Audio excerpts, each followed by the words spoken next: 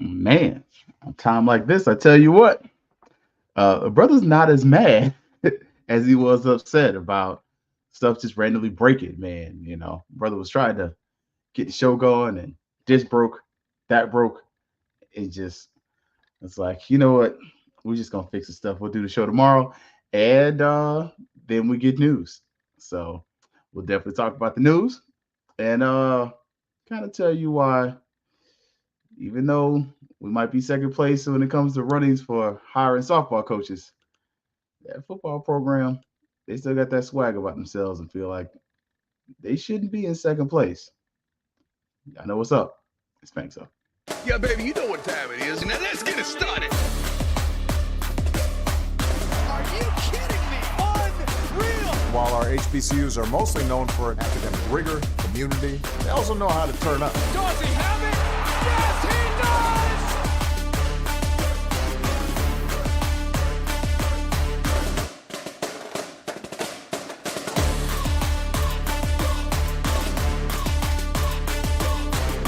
And that might be the knockout punch.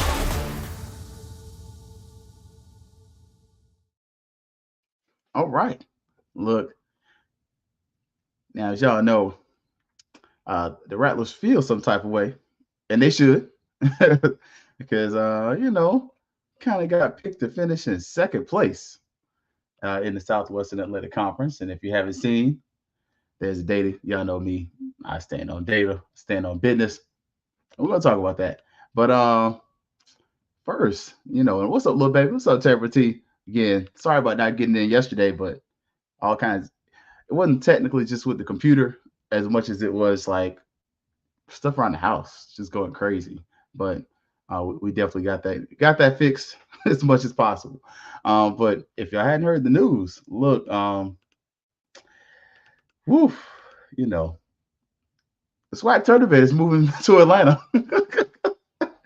I know if you've been watching the show for a while, I've kind of made no secret about my feeling and my thought that really the SWAC should just move everything to Atlanta. Like, I get you got a long-standing relationship with Birmingham, but I just feel like you do so much. Um, look, Tamara T, Bama State is struck twice this week. Can't even get it out.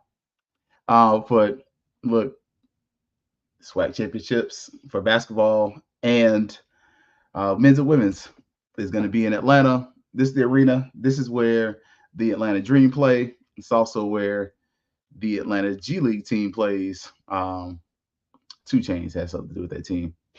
So you know what? You get Alabama State in threes. But honestly, I think they nailed it. You get a small venue, someplace kind of intimate. I think that's pretty solid, man. So, good stuff going on there. And congratulations to our athletic director, Division One FCS Executive of the Year, AD Tiffany Dawn Sykes. Hey, some of y'all don't like her. Some of you do. Somebody likes her.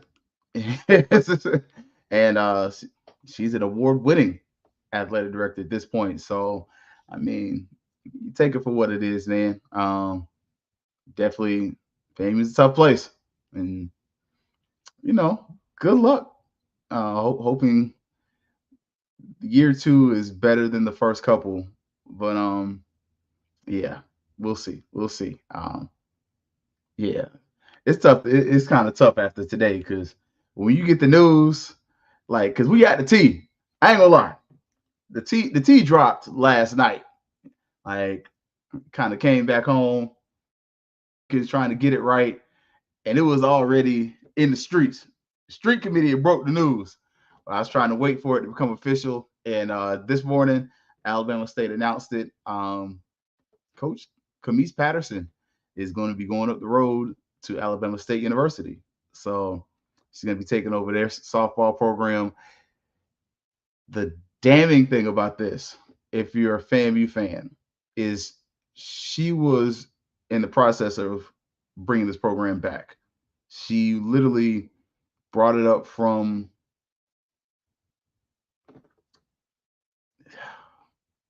trying to say it in a nice way, obscurity to a program that was worth watching. I mean, not that FAMU softball wasn't worth watching, but it wasn't as competitive as what we were used to. And now she gets this program to where it's competitive, it's good, and it's really what we want. She started to rebuild the program, and now she's gone. And so I kind of like, little baby. I'm not worried about that at all. Second place is cool. I know predicted first, very much for the hype. Hey, preseason stuff, I told you, man. Hey, I ain't too worried about that. But this one hurt. This one hurt because if it is because of another contract situation, which some say, that's what the streets are saying, reckless, irresponsible, unsupported information, then that sucks because that would be in the past, 2 months, hell, month, where you've lost somebody who was significantly impactful or important to your athletic program because of budget. Like you lose the announcer because however you want to say things, but sounds like there was a disagreement related to funds. If you want to be the next announcer of Florida A&M University, today's the deadline. You're supposed to have already sent that already ago. I ain't gonna lie to you. I got mine in this morning. Look, I ain't gonna hold you.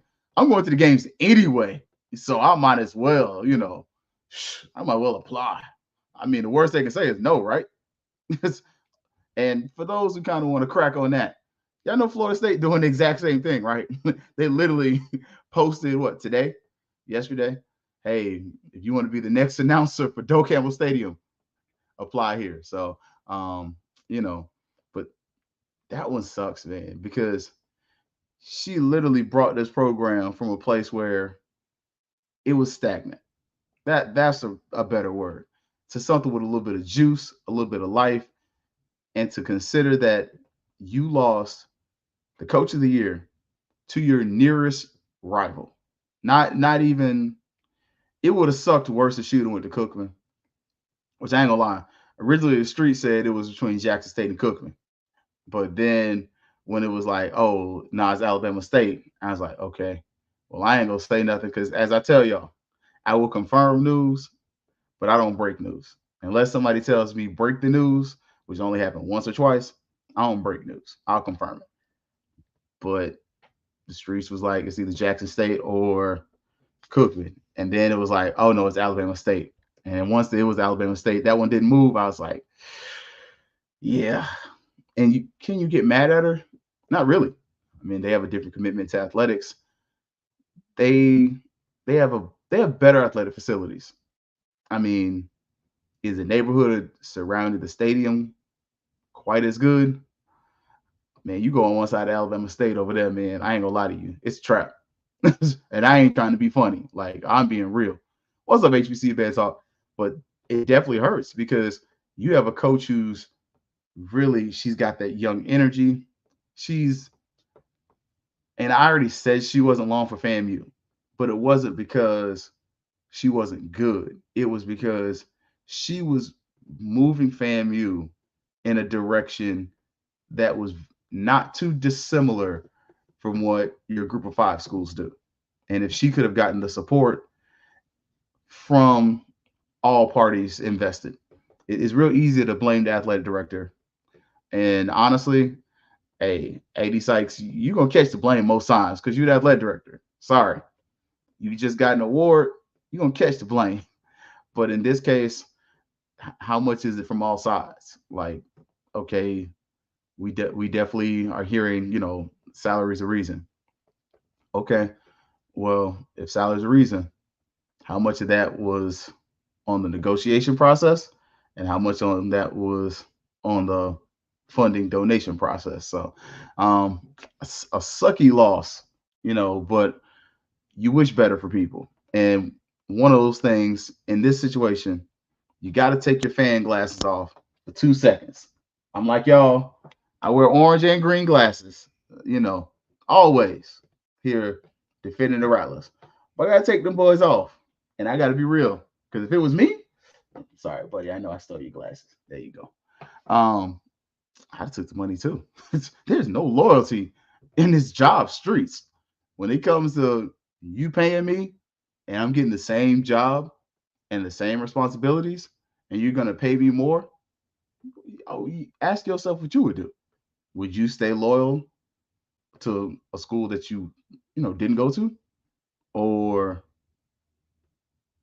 are you gonna go somewhere else? And as Will points out, that salary do go further than Montgomery, because I can promise you she probably ain't gonna stay right around the corner from campus. Nah, see, there's some nice outskirts though that you can stay. Is there more to do in Tallahassee than Montgomery? Yeah, but as the little baby says, I'm more loyal to my bottom line. Look, I ain't gonna lie. I just asked my wife. I was look. You want to move to Georgia? Yes. Look, I hear what they're paying teachers up there, and it's a significant increase from what we get in Florida. She's like, I don't want to leave Florida. I'm like, that's just you. Look, I ain't loyal. You can't get mad at her. Like, honestly, kind of is what it is, man. So, best of wishes to Coach Patterson. I did drop in her DMs, slid in her DMs with a nice congratulations, and she responded back, with a thank you. So, Coach Patterson's always been really cool. Haven't had her on the show, but anytime you kind of reach out to her when she had time, she'd get back to you. And good people, real good people. Oh man, look, you can tell I've been dealing with children. It's the new year too, so it's time for me to get my new booster tag. So give me a few weeks on that. Look, football. This team, look, there's a lot of fuel to the fire. I done told y'all, the champs are here. The champs in Tallahassee, Florida. What's up, Marvin? And I, like you, feel like we should be the number one team preseason. I mean, it's a little interesting to me how somebody adds a quarterback, loses their best receivers, lose their best linebacker, and they add a quarterback, and all of a sudden they're the best team in SWAC. I mean, that's cool. I don't take it personal. Again, it's preseason. You're not gonna get me to get mad about no preseason stuff unless we were just dead behind last. And the reason I really think FAMU is not last and definitely should be second to no one in the SWAC. I think we got the best defense in the conference. And I was at first gonna be like, oh, D line, but you start looking at our D line, it's a little deep. So we're gonna, we have a little fun with this and kind of how we break these folks up. So we got the guy So these are, I'm gonna break these down. The guy he's the known dude. James Ash, 6'4", 280, transfer from Wake Forest. I got him as a hybrid though. I think he's a guy that can play interior or outside. Man, I appreciate it, man. Just, look, let me know, man. Look, hey, Marvin, Fangs Up Podcast at gmail.com. Hit me up, man. I'm not one of them people that's overly petty about stuff. And we may have to talk anyway offline. But James Ash, you know him. He's the guy, when he comes off the bus, you can be looking like, that's a him. That's just one of the guys you're gonna want to know about. I look for him to wreak havoc, but like I said, I got him as a hybrid. I think he's gonna be a inside and outside presence because he's 6'4", 280. So can he stretch to play on the interior as a tackle? Yeah. But can he also play a bookend? Yeah. And especially first and second down, I would love to have James Ash as the end because with his size going against a tackle, their sizes are very comparable, but also that might help you kind of clog up the rush lanes with some of these interior linemen. Like, I'm just saying, that's something that I really think plays in his favor. I think if we're honest, this team probably has 2 draftable prospects and James Ash is one of them. Like, I think if we're looking at if you and me had to say who's getting drafted off of this roster right now, James Ash is probably one of my guys. I think Bowler's may be the other one, but I think when we're starting to look at who belongs on the NFL roster in 25, 26, James Ash could be one of those guys. Now, the new guy, I got Antonio from Pitt, 6'3", 245. How fast is he, though? Like, that's going to be part of the thing with our defensive ends. And the reason I broke it up, because our defensive line is thick. Pause. There's a lot of players on the defensive line. There we go. No Diddy around here. So 6'4", 6'3", 243, 245. If he can get off the line quick, do you have that guy that, because we don't have somebody to replace Anthony Dunn, but do you have that guy that is reminiscent enough that can wreak that kind of havoc? Just ask him for a friend. Because I think really when you start looking at why FAMU was placed as the second best team in the SWAC, it's because really what you lost at all your leadership positions. You lost your head coach. You lost your defense coordinator. Your offensive coordinator is the only one that's coming back, but was he calling plays last year? You lost your quarterback. You lost your middle linebacker. So literally every leadership position that you had on your roster is gone. Whereas you start looking at Alabama State, same coach, best quarterback in the SWAC, best returning quarterback, arguably. Supposedly got a better offensive coordinator, and the defense wasn't bad. So, granted, they lost a lot, skill positions, yada, yada, yada. But, again, I'm not overly upset about it. Now, my dude that's ready to strike is one of two things for me. It's either you the new guy or you've been around and I'm kind of waiting to see if you're going to pop off, or you kind of already like close, or like I'm really waiting to see. This Tyrese Gibson battle, 6'5", 240, man, I want to see. Like, measurables, he got me. Like, that brother, he got my attention because he literally fits all those check marks that says he should be a really good defensive end. Now, my other question, and we'll look at this at the linebackers, but with some of our linebackers, are they going to slide down to the end every once in a while just so you get that extra speed? Like, you start looking, these defensive linemen we have now are the same size of NFL defensive linemen. Like, and that's not saying that they're NFL caliber now, and it's not saying that they will be NFL caliber later. But if we're looking at measurables, and we definitely know when you're looking at professional sports, it's the law of averages. It's this guy's this check mark, this check mark, this check mark. That's the prototype. That's probably what we're going to go with. I mean, kind of is what it is. Why is Isaiah Major kind of getting overlooked? He doesn't fit the prototype. Like, when you start looking at everything, he's like in that 35th percentile of a lot of things. He outplays the measurables, though. So, I mean, I think he should at least be on the practice squad, but that's me. That's how I feel about it. That might be a little personal. I might be biased. But I think FAMU's defensive ends, problems. Like that. This is where you really start getting excited. Now, on the flip side of this, defensive tackles. Wait. You made a mistake? No, I didn't. I just told y'all. I think James Ash can play both. I think he can play defensive tackle as well as defensive end. But our defensive line is large. Like, these are big dudes. Like, the reason I feel like James Ash can do both, again, 6'4", 280. So you can play in or tackle. Like, and look, EA? Oh no, that's a tough ass at linebacker. My only thing with the dude from Valley, how much of that was because he was at Valley? Because I don't doubt the skill set. I just wonder, kind of like a quarterback in the air raid offense that throws for 7,000 yards. Well, if I put him in a pro style, is he going to do the same? I'm wondering.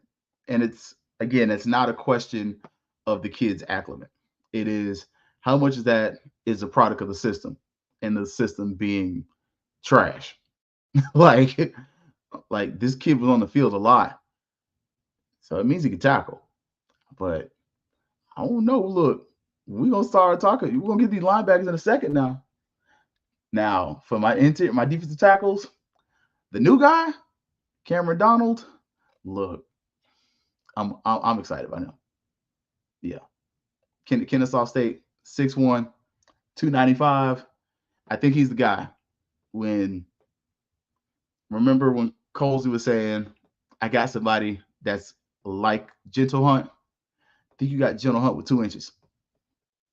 No diddy. Like, Gentle Hunt's about 5'11". This guy's 6'1". They're almost the same weight. Like, I think he's bigger than Gentle Hunt. So you start talking, okay, that's just me. I could be wrong. But when I'm looking at Cameron Donald, I'm seeing a lot of that Gentle Hunt about him. And that's something that, I'm hopeful for. Like, I ain't gonna hold you on this one. Now, with Brooks is a guy. Chad Brooks. I'm looking at 6'5", 290. He's a redshirt junior. High school, he's been here for a while. Like, he's a guy. Is he gonna be able to give me a little look? Like, because at this point, that's another dude. And part of the reason I did the lines like this, if these guys pan out, what does a defensive line look like on second or third down with these 3 guys on the line plus an end? Like 280, 295, 295. I mean, I don't want to round up too much, but that's easily 7, 8, 600, 700 pounds on the line of scrimmage right there. Just saying, that's a lot. That's a lot. And I really think Ash is going to be the guy. But I think with this year, the big thing is going to be keeping James Ash healthy. Like, that's going to be the thing. Can you do that? Can you keep him healthy? And can you keep people from, really just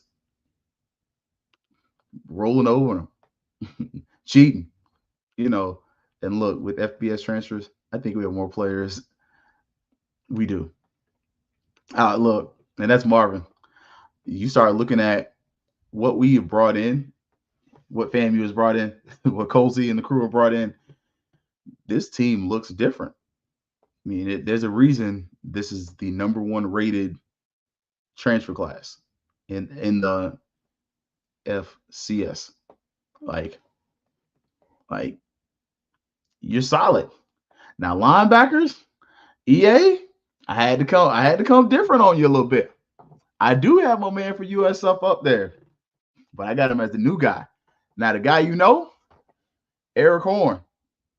We've heard his name enough. 6'1", 223. But I got a question. I see him as a linebacker, but is he fast enough to kind of be like a star position? Like that guy that can kind of almost come down and play safety? Like, can he cover? Is he that dude? Like, I'm asking for a friend. Because when I see that, I see 6'1", 223. That's modern linebacker size. And if he has that quickness and that speed, man, look, how much does it cost to feed these players? Go to the booster event. The boosters did do the muscle milk. But then, look, I got your boy for the new dude over there. Look, Brian Norris, South Florida, 6'2", 230. I think he's going to be in the mix. I mean, He's got the experience. He's played at a higher level. Like at first, look, our linebackers were a question for me, but I kind of started like, dang, like I ain't even mentioned that transfer from Valley because you still got to pass by Nayron Jenkins. Like, that's the dude. I got him as my ready to strike guy. 6'1", 205. It's here. Are you gonna give me something this year? Like, I'm just saying, are you gonna give me something this year? I'm asking for a friend. Because if so, I got 4 linebackers on the screen right now that you kind of looking like, oh shoot. And it's 2 more in the clip. Like that, they're gonna be like, oh, so you just gonna leave me out, bro. And I'm be like, no. In most conventional defenses, we can't put more than 4 linebackers on the fields. Like, just saying. Now I got the guy you wish you remembered, Alan Smith Jr. Like, he played a lot of games. Like 6'2", 225, Louisville transfer. I wouldn't be wanting to come across the middle.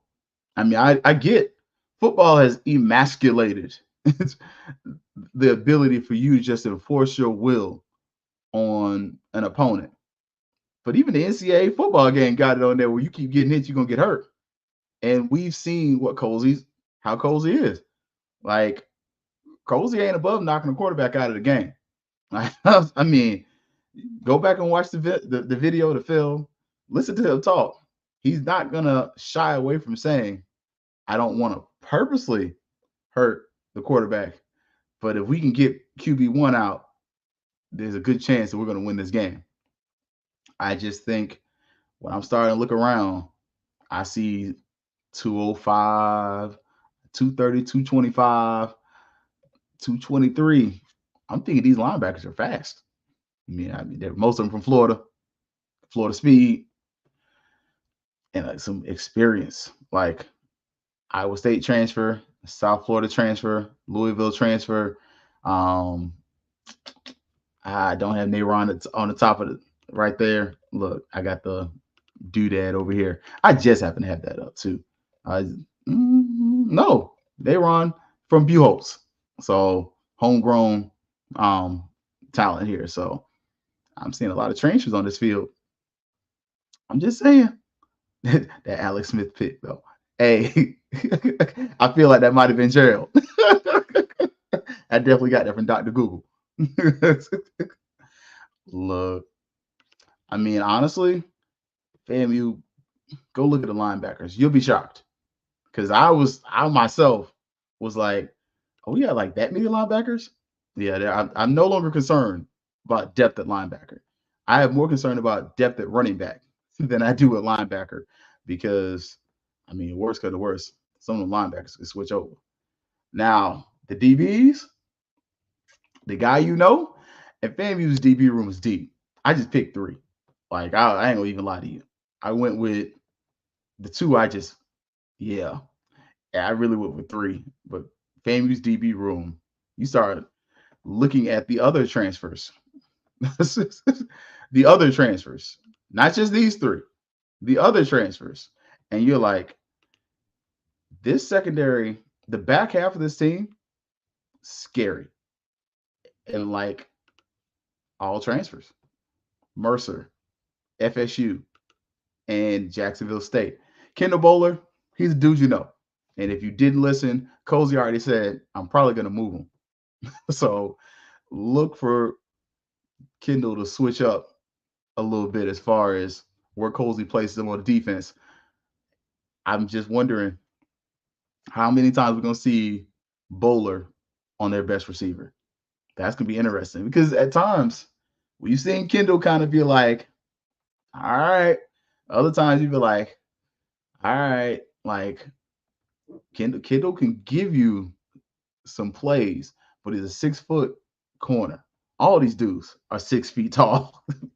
You look at that secondary, you got a lot of 6 foot tall brothers up back there. 6 foot, 193, brother from the Noble clan. Bowler, is your all conference already guy. Now the other one, the new guy who you need to know about, Demore Tate. I'm gonna say it like this: go watch his FSU film. I'm not gonna say it's electric. It ain't the best thing since sliced bread, but yeah. And EA, it's probably none of them. Like that's the sad part. Like I think you may have to put Deco at that position, but can you put Bowler there? Because he's the shortest of the three. Like you have a glut of talent at the defensive back position. Like I seen Demore cover. I put him on the boundary.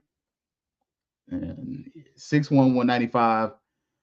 I feel like Deco might be a little quicker. Could be wrong. Look, don't take this the wrong way, but I feel like Deco a little quicker. I could be wrong, but you start looking, the new guy, he one of your 2 or 3. Like, there's a reason you're moving Bowler, and it's not just because you're just trying to play musical chairs with the secondary. Your secondary is that solid. Now, the dude I got ready to strike, yeah, Deco Wilson. I'm waiting. And it's not that I haven't seen it. I've seen it. I'm just waiting to see where does he fit in, because like EA said, who's the nickel? And is it Demore or Deco? And do you rotate Bowler to nickel sometime? I wouldn't. That's just me. Not saying that you can't. I think you could. I think he'd be formidable, but I would personally like somebody that's a little different there. But look, there you go. I told y'all. Look, go catch Cozy. Like, but I think part of that is also so you can see really Kendall shine in all of them. Like, I think whatever you do, Demore is a boundary corner. There is no argument with that. One of the boundary corners, in my opinion, is Demore Tate. I think that's almost a non-negotiable, to the point to where I can almost see him or Deco sliding to safety easy. Like, and I don't know if I want Bowler at safety just because he's always pretty much been a corner. But you start looking at the secondary and what FAMU's got. I struggle. I struggle to see where some folks got us a second. Like now, but I'm okay with it. Again, it's preseason. But the biggest thing when I'm looking at that roster, I'm seeing your defensive line, your defensive ends. You said the only problem was you were struggling to replace one of your defensive ends, which I can see that. But on the other side of that, by keeping James Ash, I think I don't think he replaces Anthony Dunn, but I think he's more versatile than Anthony Dunn, because I don't necessarily think I want Anthony Dunn on the inside. Like I love him as a pass rusher, speed rusher, edge rusher. But I just start looking around, and with some of these new dudes, along with the interior line, I think that's one of the things when we kind of looking at this. One of the things when you go back to that Jackson State game, the Orange Blossom Classic, 2 years ago, the one where, right after the UNC, all that bull jump, and Isaiah Land pretty much gets shut out and shut down. Part of that was a defensive line issue. He was getting double teamed. It wasn't, he wasn't finding ways that he could really like get away from the tackle, and he didn't have that help. Whereas other teams, he didn't need it. I think this year's defensive line, you have that help on the interior line, because these are they're bigger. Like, you lost your best defensive tackle and you got someone that looks like him that's taller. Like, what's up, Edwin?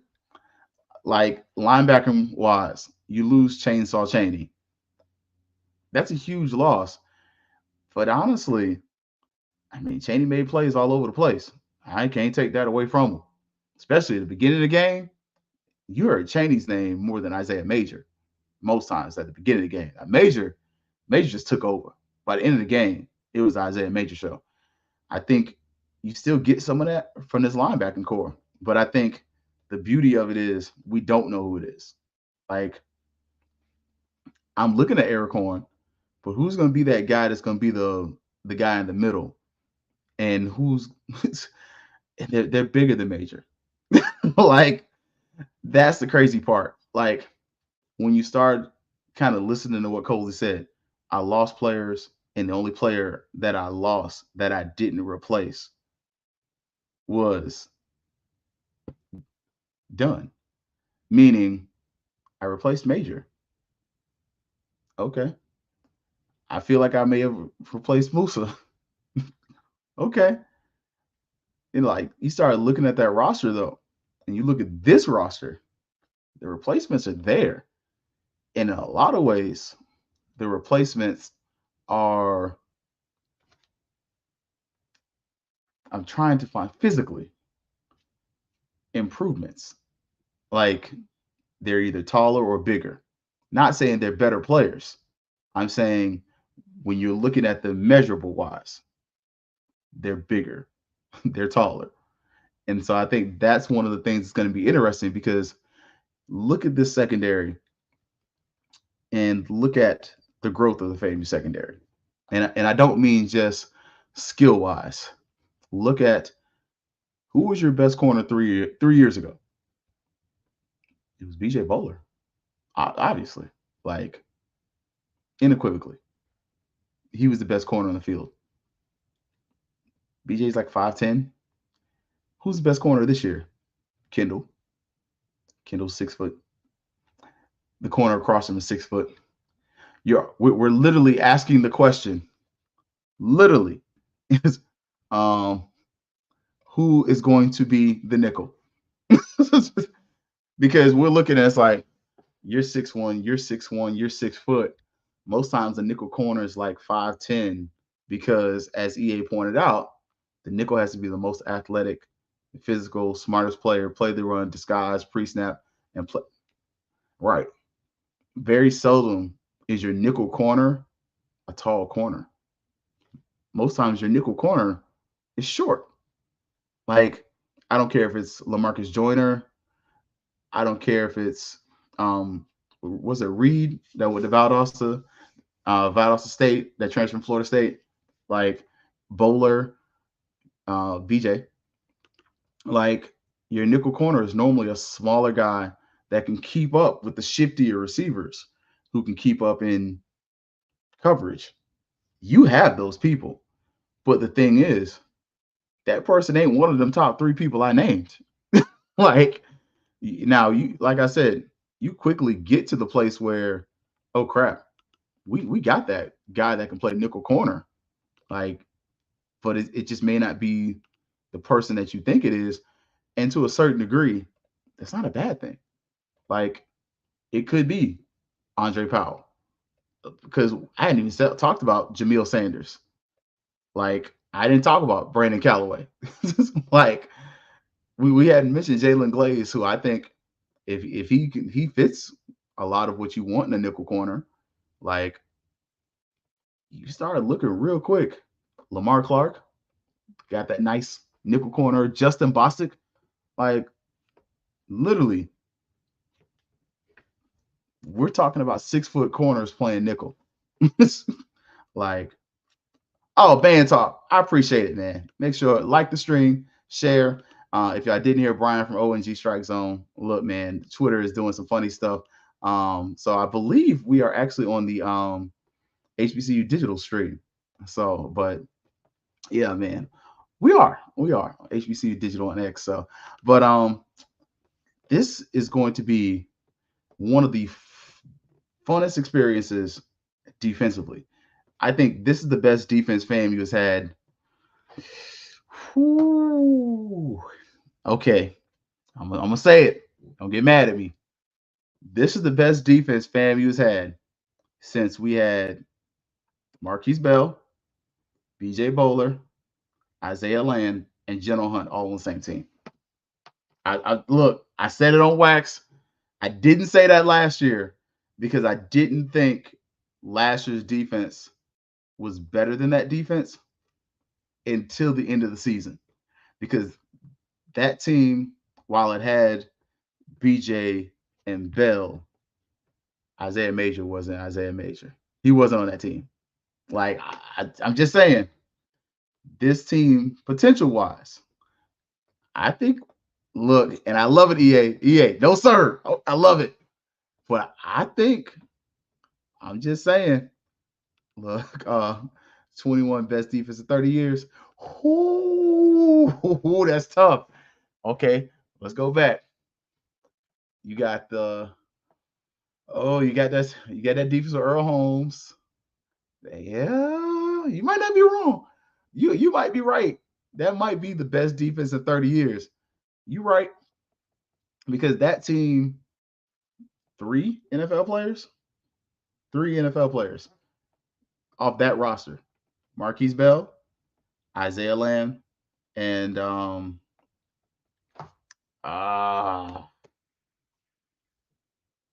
am I forgetting Xavier Smith? So, but that defense, you're probably gonna end up with four guys that come off that roster that go pro. Because I feel like Kendall's gonna make it. Which Collier? Look, which Collier? Look, I'm just saying, I'm a little biased. I try not to say that last name because I went to high school with EJ, so I'm biased. I'm very biased. Look, I hear we have better talent this year. I think so, Ashley. I really do. Like I said, when I go top to bottom, quarterback, no. It's just, I'm sorry. I'm not a. I'm not so. I'm not so. I'm not such a prisoner of the moment that I can't realize that I think Musa was better than Junior. I think if you had another year of Musa, if Musa had another year of eligibility, he would have got the job again. I believe that. Running back wise, I think last year's running backs were better. I definitely believe that. Terrell Jennings is on the NFL roster right now. Marcus Riley is a receiver / running back on an NFL roster or been on an NFL roster. So I think receiver wise, last year was probably better. Offensive line, I think this year's O line is better. I think last year's O line, you knew what you had. Depending on what happens with that one guy, I ain't gonna say his name yet. I think he's gone though. But yeah, offensively, I think last year's roster was better. But defense, and if we're gonna say defense wins championships, I think this defense is better. I do think that Anthony Dunn loss hits different. Oh, Will, don't get me started. Bo Somerset, I'm so excited about that kid. That running back, I'm so excited about Bo Somerset. But I don't doubt the defense at all. I think the defense is better, and I think the reason if you put this team against last year's team, it'd be a good game. I think last year's team at this point of the season would win just because the quarterback play, the running back room, you have Yant, Jennings, Dean all in there as a triumphant. Plus Willoy and these other guys because, Willoy's not on the roster this year. So it's like you start looking around, and that's some of the mystery of the season. We don't know some of these commodities, especially offensively. Offensively, outside of the offensive line and the tight end room, you have no clue what you got. I can't tell you what you have a quarterback. I can tell you I like him. I like Junior, and that's a personal bias of mine. Like I wear that. Like I like Junior more than I like Richardson right now. But if you ask me, do I think Richardson could catch Junior? Absolutely. Like, I'm not gonna sit up here and bull junkie. I think Richardson could catch Junior if Junior don't do his progressions the way he needs to. But the receiver room, you lost Marcus Riley, huge loss. But you, whew, I mean, you lost Manigo. You lost, you know, you lost my boy too. A50 hero. But at the same point, whew, I'm just saying, Acion Cobb, that dude, like our receiving room might have got better. Like that, and that's a tough say because you lost K Dot, but what you lost with those guys, you got size, and you got guys that are similar size and bigger. I think you kind of got a little bit better there. So yeah, look, that because it's going to be an interesting season, and I think when we finish going over this year, we're going to point to like two games that are really going to be the ones that they were the ones that going to be your head scratchers. I don't count Alabama State as one of them. Like, like, oh look, as juniors check out your bad play calls and give you run plays with pass options that can. I don't know, and that's why I told you I'm biased when it comes to Junior. Like, I'm really biased. I actually do I like Junior as a person, so I'm biased. And but that's my question because when I looked at that Lincoln game, you go back, you watch the film. That game is hard to watch. It's a completely different game. Like you watch him, you watch Musa, it's a completely different game. You watch the year where, granted, Junior's a freshman, and when he comes in for McKay, and even with Willie trying to water down that, you needed McKay to come in and save the day. Like, so how much growth did we get out of Junior is a question. That's what I want to see. And I want to see how much is this Richardson actually competing for a job versus becoming a coach on the field. And what is the impact of having Coach Burris? That's going to be the secret to the sauce. Because unfortunately, you only have 4 running backs. We don't have 6 running backs. Like, you don't have the depth at running back that you did last season. Like, so as much as it's like, hey, just pound the rock, I got 4 backs. How much pounding the rock can I do? Like, look, just asking. And look, Richardson has been in the heat. If he can control the turnovers, he can definitely catch Junior. That's my question. Because last year, boy, the turnovers were an issue. But the thing about Richardson, when he's on, he's on. Like, he has a familiarity with some of the players. I mean, don't know if him and Kelvin Dean played together. I don't think they did. I know him and Acion played together. Like, that's a known commodity. So that's gonna be a question I get there. Like, but like you said, Richardson's, man, those picks are gonna be a question. And does the dude from Miami come in and give you a look? I think he's just there for next year, honestly. I think he redshirts and comes back and gives Junior a fight next year. If not, just takes the job. But I got to see more on Richardson and how much of the offense he picks up. Like, how quickly does he pick up the offense? And even with his experience at Florida Atlantic and I think Central Michigan, how much of that plays into his success at FAMU? So it's going to be interesting, y'all. I still feel like this is not the second best team in the SWAC East. But I can see how you chose Alabama State because, yeah. Look, I'm going to tell you now, I don't believe it. I don't believe Colsey's having the turnovers. I think if we're going to, and let's do this before we get up out of here, if we go on differences this year, I think you're going to get a lot more of end of the year Willie out of Colsey than we did out of Willie. I think Colsey is going to be a little more strict from the gate on those penalties, we remember how long it took for us to get a hold and a handle on penalties. And, how many times the Willies just finally started saying, players don't like the consequences. They don't like the consequences. Well, hey, coach, how did you get these penalties under control? These players are getting some consequences. I think that's going to be a day one, week one thing. I think that is going to be something where when we look at number of penalties this year compared to last year and the year before, I expect a lower number of penalties. I do feel like it's going to be a little less of that, let them scrap a little bit. It's going to be a lot more of, oh, no, you can come out the game because I got bodies. Like, I think that's going to be something that's going to be different. I had the same question as JT, though, in game adjustments and the line of scrimmage checks.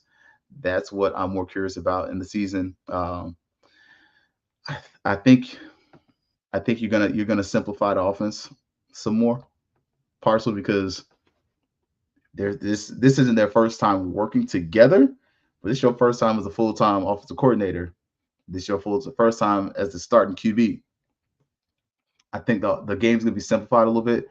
I think if you go back and watch some of those games, especially with Musa, he had some complex reads. Like, one of the cool things about sitting in the end zone, I really wish Bragg had like end zone seats, because you can really kind of see Musa going through his progressions and where he's supposed to go with the ball. Sometimes those plays are complicated as hell. Like, sometimes Willie was a little too deep in his bag, play calling wise, and you could see where you had to dumb that thing down for the next guy. I think you do that for Junior, and I'm not saying so much that you dumb it down, but you just simplify the offense, make it so that he doesn't have as many options. Like, you go here, 1, 2, 3, or you throw it away or run it. Like, I think Richardson is going to be maybe a better runner, but the question is, to me, I think he 12 picks last year. That's good. That's going to be there. So yeah, but Junior has 3 years in the system, no excuses. 2.5. And remember, while this is coming up on his 3rd year, Junior did not. He sat out a year, so he's coming into his 3rd year. But if we're being honest, this is the end of. I mean, yeah, like, yeah, he sat out that year for a reason. But one of the things, go back and watch that season, that first Musa season. Musa definitely, he was clear away starter going to Orange and Green game, because Willie's literally direct coaching McKay Jr. and it's like, just do your own thing, Junior. I mean, Musa. That's pretty much what he did. I want to see, how does that progression? What does it look like? That's just me, Cozy learned from Mickey Andrews. He's not having that mental errors, and he's detailed oriented. He is. One of the things I did like about when I watched his defense, I got no questions about Cozy's defense. Every question I have for Cozy is on offense. And then, honestly, I see who he's got at offense coordinator, so I'm less concerned about that. If he was bringing the offense coordinator he had at St. Mary's, I might have some questions, but that's just because you look at the numbers, you look at the results. Some of that, how much is that coaching? How much is that talent? How much is that just, it's a different game, and you don't have what you have at FAMU. But I think when you look at the year, this offense, it's going to start slow. I think if you're a rational fan, expect the first couple games to be a little slow. They might be closer than you want, if not flat out L's. I mean, don't be surprised if that Norfolk State game is a game where we're all sitting here looking like, what the hell is going on? And I would almost say the same with South Carolina State if this was Chennis Berry's 2nd year, but this being his 1st year with that program. The scary thing with South Carolina State, and we'll start our preseason breakdown of the schedule. The thing with South Carolina State, I think you got more Buddy Pugh than you think. Like, I have to go back and look at that roster, but I wouldn't be surprised if they kind of willing to ground and pound. Like, just, hey, we're gonna run it at you. We're gonna shorten the length of this game as much as possible and see if we can just out physical you, which is gonna be a problem against FAMU. But I'm just saying, I wouldn't be surprised if they have a lot of misdirection and a lot of opportunities for the running backs and the quarterbacks to try to move. So defensively, I don't have a lot of questions either because, like I said, I don't have questions about Colsey on defense. I almost wonder with our defensive coordinator, how much is this going to be him calling plays, and how much is Colsey going to be the opposite of Willie, where you're the head coach, but you also calling plays. I'm kind of wondering, you know. I'm just saying. I'm just thinking Colsey's going to be a little more involved than some of us may think with the defensive play calls. I think offensive play calls are going to run through him, and he's going to be like, hey, I don't like this call, do something different. Whereas I think defense is going to be more of like hands-on, like we should do this, we should do that. Just saying, just my opinion. Special teams, FAMU special teams, FAMU special teams. We have a really good kicking crew, my opinion. Punter, I'm not worried about. Kicker's the only position I can kind of ask questions about. But so that's why I didn't do like, kickers, special teams, because I really don't know what the kick return is going to be. I'm pretty sure it's going to be Gassett, but you never know. We're going to see, man. So, look, we can win games with our special teams in the SWAC. A second team, probably. You're not wrong.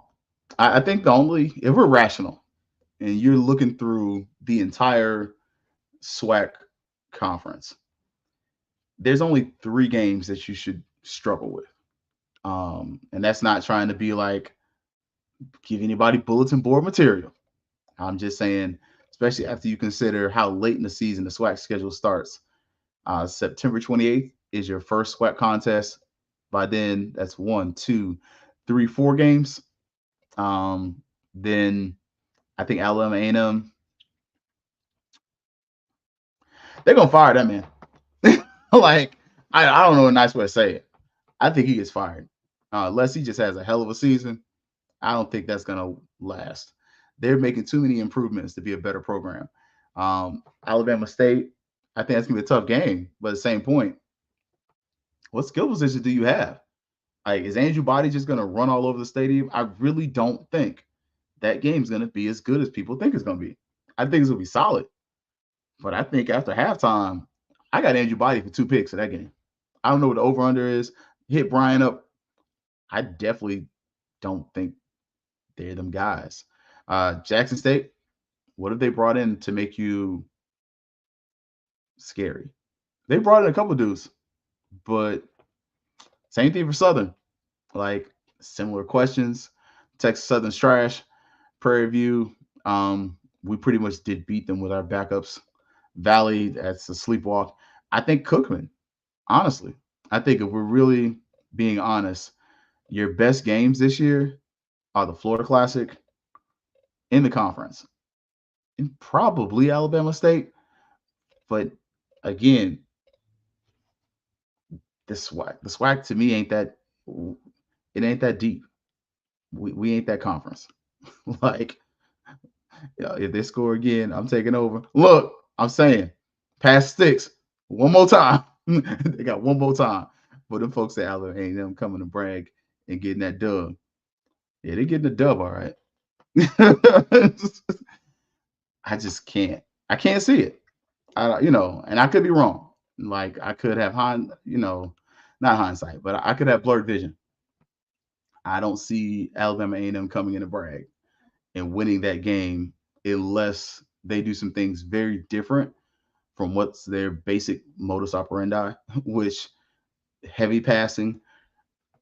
They're at their best. Cardinal Maynard's at his best when he's got a solid run game. But if you come in there slinging that rock in Bragg Stadium, this could be a long day, and you're not going to be happy about it. But look, we went through the defense. Sunday, man, we're going to start. We might do a Monday show. We'll see. But Sunday or Monday, Probably Monday, so we can catch y'all. Let y'all start the week off on a happy note. Uh, but we're gonna start looking at this schedule. I just kind of ran through it right fast. We're gonna look at them first couple games. Like, what do we expect? What can we take away from? We might even just do them first four because there's no point in spending a lot of time on Miami and Troy. So get y'all ready for the football season. Hopefully, you bought your Invest in Champions packages. If you want to be the next voice of brag, hopefully you already got that submitted. Look, I know me and my friends did. So we were like, hey, bro, you submitted your thing. Like, I'm not gonna let you not submit your application. And I will say this about my friends. I thank them. I'm not gonna say their names on here because I don't want y'all to be like, oh snap, they in cahoots. We're in cahoots. But it was because we all know that we want the opportunity. But I definitely will say this. I definitely respect that announcer, the previous announcer, because I have been I'll say it like this. Him and I left work the same time of night, and he was in Tallahassee, and I was in my bed sleep because he does games at the Great Jones High School in Orlando. So he better man than me because I'd have been like, we're going to pick one. I can't do both. But for Herbs with the Black Techies, look, y'all, again, we're going to see y'all. We might do a little double up, Sunday, Monday, keep y'all extra. But if we do Sunday, it's going to be a little early. But we're going to get y'all there and get y'all ready for this football season and try to get some more guests on here talking about, Rattler Boost, some more things. But y'all already know what's up. It's always going to be Fangs up. Yeah, baby, you know what time it is. Now let's get it started. Are you kidding me? Unreal! While our HBCUs are mostly known for academic rigor, community, they also know how to turn up. Does he have it? Yes, he does!